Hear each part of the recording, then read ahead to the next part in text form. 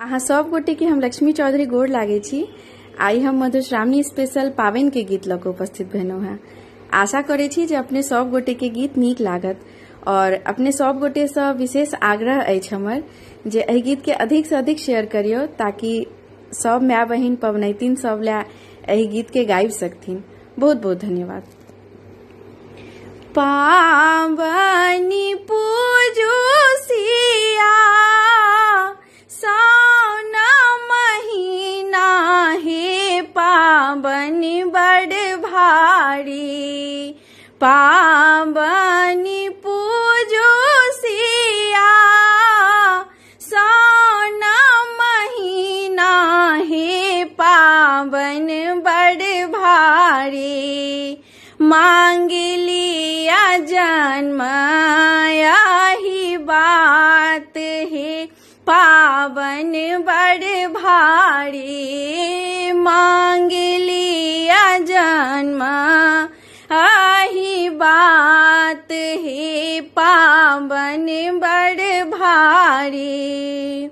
लाल पीड़ लहंगा सिया सजल मोती मानिक हे पावन बड़ भारी।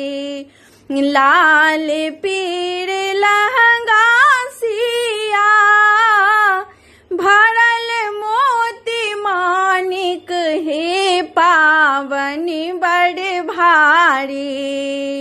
मेहंदी लागल भारी हाथ हे पावन बड़ भारी। लहठी साजल भारी हाथ हे पावन बड़ भारी। रानी कौशल्या देलनी गौरी के भार हे पावन बड़ भारी। मातु कौशल्या देलनी फूलक भार हे पावन बड़ भारी। पूज लिया पावन सिया हे पावन बड़ भारी। पूज लिया पावन मन लागी हे पावन बड़ भारी। जन्म सुहाग सिया मांगो वरदान हे पावन बड़ भारी। जन्म सुहाग सिया मांगो वरदान हे पावन बड़ भारी। जन्म सफल मिथिला धाम हे पावन बड़ भारी।